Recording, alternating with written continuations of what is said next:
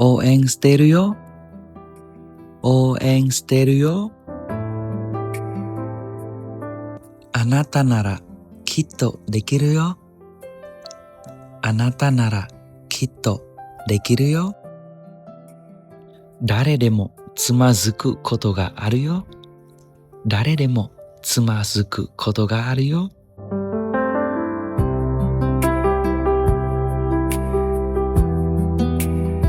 បាទជំរាបសួរនិងសួស្តីមកកាន់វីដេអូបង្រៀនភាសាជប៉ុនទាំងអស់គ្នា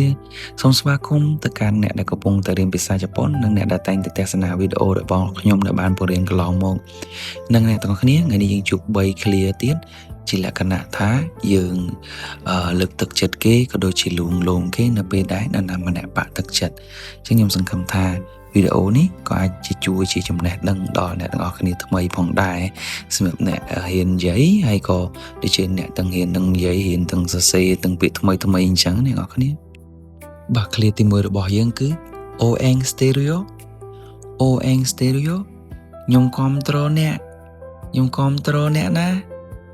ខ្ញុំនៅខាងអ្នកណាពាក្យមួយ clear នេះគេនិយមច្រើនប្រើពេលម្នាក់ទៀតគាត់កំពុងតែចូលរួមការប្រកួតឬក៏ការប្រឡងបណ្ណាំប្រជែងផ្សេងក៏ដូចជាការប្រឡងឬក៏ការធ្វើអីមួយដែលមានការប្រកួតប្រជែងអញ្ចឹងណាតាំងខ្ញុំនៅខាងអ្នកខំប្រឹងឡើងអីអញ្ចឹងណាខ្ញុំនៅខាងអ្នកខំប្រឹងឡើងខ្ញុំគ្រប់គ្រងអ្នកអីអញ្ចឹងណាអ្នកនរគ្នារីឯ clear ទី2របស់យើងគឺあなたならきっとできるよあなたならきっとできるよមានថាបើសិនជាអ្នកធ្វើគឺអាចហើយអាចទៅរួចឬក៏អ្នកអាចទៅរួចអ្នកប្រកាសជាអាចទៅរួចបើអ្នកធ្វើប្រកាសជាអាចទៅរួចអញ្ចឹងវាច្រើននៅពេលដែលclear នេះយើងប្រើចំពោះនៅពេលដែលយើងផ្ដល់កម្លាំងចិត្តទៅដល់នរណាម្នាក់ថាបើសិនម្នាក់ធ្វើរឿងហ្នឹងនឹងធ្វើទៅរួចអីអ្នកប្រកាសជាអាចធ្វើរួចសមត្ថភាពរបស់អ្នកប្រកាសជាទៅរួចប្រកាសជាអាចធ្វើបានអញ្ចឹងអ្នកនរគ្នា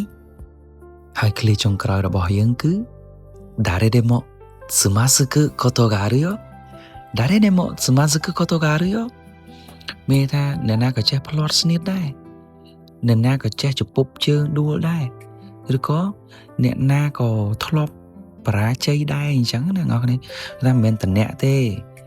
អ្នកណាក៏ធ្លាប់ខុសដែរអ្នកណាក៏ធ្លាប់ដួលដែរអ្នកណាក៏ធ្លាប់បរាជ័យដែរអ្នកណាក៏ធ្លាប់ធ្វើឆ្កងដែរអញ្ចឹងណាអ្នកនរគ្នានឹងអ្នកទាំងអស់គ្នាសង្ឃឹមថាពាក្យទាំងអស់នេះអ្នកទាំងអស់គ្នាបានរៀនវាហើយក៏ជាចំណេះដឹងថ្មីហើយដែលអ្នកបានរៀនហើយក៏អត់អីដែរប្រឹងរៀនបន្តទៀតទាំងអស់គ្នាអញ្ចឹងណាហ្នឹងហើយអរគុណច្រើនអ្នកទាំងអស់គ្នាដែលបានទស្សនាវីដេអូនេះសូយគីណេ